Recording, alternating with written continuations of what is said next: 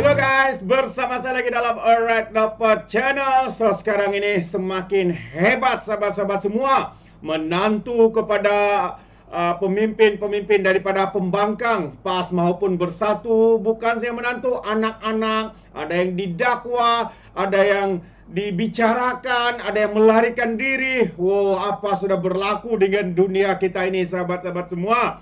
Dan yang terkini adalah apabila dikatakan ya heboh apabila menantu kepada seorang YB daripada Parti PAS ini didakwa menggunakan duit derma untuk lariskan produk sendiri. Ini satu perkara lagi yang amat mengejutkan dan menggempakan negara kita. Jadi apa kata Ustaz Azhar Idrus ya berkaitan dengan isu ini sahabat semua?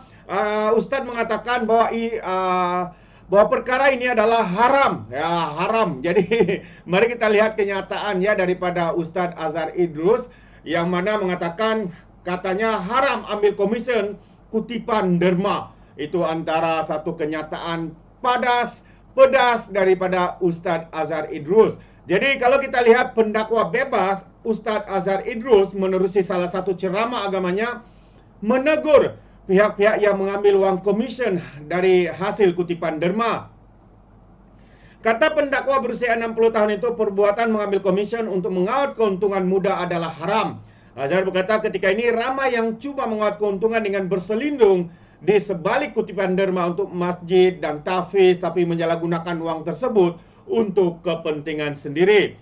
Katanya haram. Ramai sangat nak tolong bina pondok, institusi pendidikan Islam, nak ambil duit buat kerja biar betul. Katanya lagi upah pengurusan itu sebenarnya kecil saja, iaitu 2 hingga 4% saja yang dibenarkan syarak.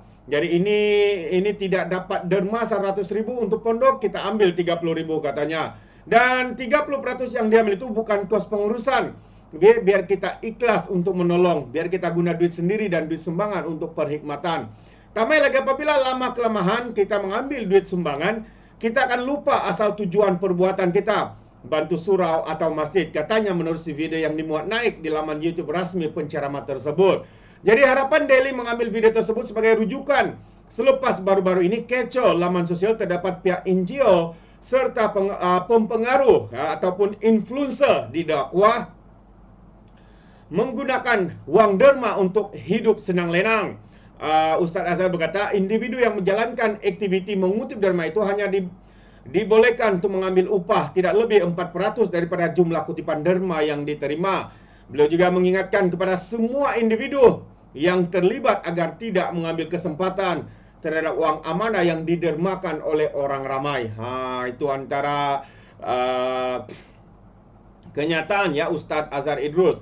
Jadi persoalannya bagaimana pula ya berkaitan dengan derma yang dipungut oleh Parti PAS ya dalam satu ceramah namanya derma jihad. Adakah itu juga haram atau sebagainya? Kita pun tidak tahu. Mungkin bagus juga ya kalau dipetik ataupun diberikan pencerahan oleh Ustaz Azhar Idrus ini. Jadi apa pandangan anda sahabat semua dengan pendedahan dan juga pencerahan daripada Ustaz ini? Anda boleh berikan komen dalam ruangan komen.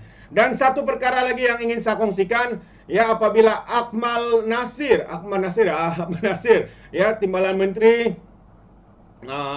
ataupun Menteri, saya lupa, nanti kita baca kenyataan ini, membasuh ya kepala Esko Kedah, Kerajaan Kedah kerana lambat buat kerja. Kata Akmal, tak bolehlah harap saya buat kerja supervisor katanya. Apa sebenarnya yang berlaku nih? Jadi mari kita lihat kenyataan media ini. Jadi Timbalan Menteri ya, Timbalan Menteri Peralihan Tenaga dan Daya Guna Awam Akmal Nasrullah. Maafkan saya, Akmal Nasrullah Muhammad Nasir. Tapi beliau digelar selalunya sebagai Akmal Nasir.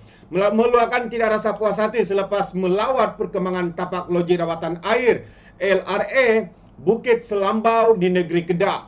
Kali terakhir lawatannya ke tapak itu sekitar 5 bulan yang lalu. Beliau bagaimanapun tidak berpuas hati ya dengan perkembangan projek LRA terbabit kerana difahamkan PAM untuk loji rawatan air masih belum lagi ditempa. Jadi ia memerlukan lebih kurang 6 bulan lagi untuk penghantaran PAM tersebut seperti yang diberitahu CEO SPAN dalam lawatan itu.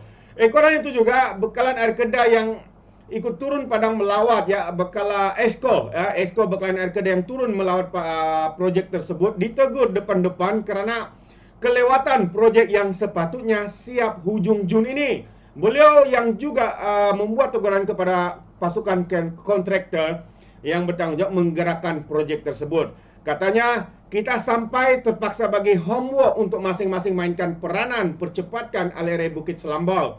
Tak bolehlah nak harapkan kat bawah saya buat kerja site supervisor, katanya.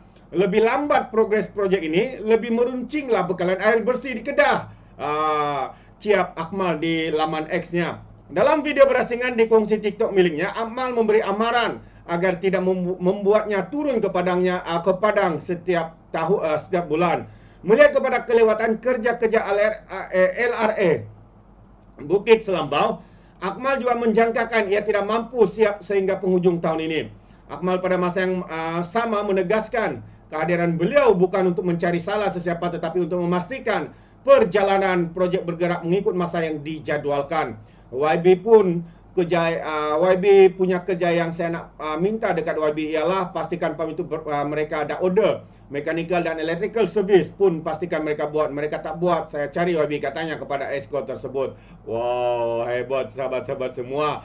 Jadi itu antara amaran dan juga kenyataan daripada Akmal Nasir ya berkaitan dengan LRA yang sepatutnya siap hujung bulan ini tetapi gagal dilaksanakan oleh Esko ya daripada kerajaan Kedah ini. Tapi kalau berceramah kononnya masalah air di Kedah selesai. Dia akan bantu lagi selesaikan masalah air di Pulau Pinang, di Sungai Bakap kalau mereka menang. Oh, betapa angkuh dan sombongnya mereka sahabat-sahabat semua. Ya, apabila kita lihat di tempat di negeri Kedah ini sendiri, masalah air itu masih merunsing, tidak dapat diselesaikan. Ya, walaupun sudah dibantu oleh pihak persekutuan, kerajaan persekutuan, tapi mereka masih gagal melaksanakan ya progres seperti sepatutnya siap pada hujung bulan ini, tetapi dia akan dijangka siap dalam masa 6 bulan lagi karena dikatakan PAM yang besar itu belum pun diorder. Apa sudah berlaku, apa yang mereka buat sahabat-sahabat semua. Inilah yang dinamakan lembu kenyang. Adakah kerajaan Kedah, kerajaan PAS ini menjadi lembu kenyang seperti mana yang dilaungkan oleh ahli parlimen daripada Bersatu, menuduh kerajaan ini lembu kenyang, tapi yang lebih kenyang itu sebenarnya esko-esko kepimpinan di negeri Kedah yang dipimpin oleh PAS ini. Seakan-akan ya mereka ini perutnya terlampau berat ya kerana terlalu kenyang sehingga projek seperti ini tidak mampu untuk disiapkan mengikut masa yang telah pun ditetapkan. Apa pandangan anda sahabat semua? Itu pandangan saya. Jadi anda boleh berikan di dalam ruangan komen, tapi ingat komen dengan cara berhemah. Terima kasih. Izinkan saya untuk mengundurkan diri dan seperti biasa peribahasa mengatakan tepat pun kangkap 2 tahun keinginan.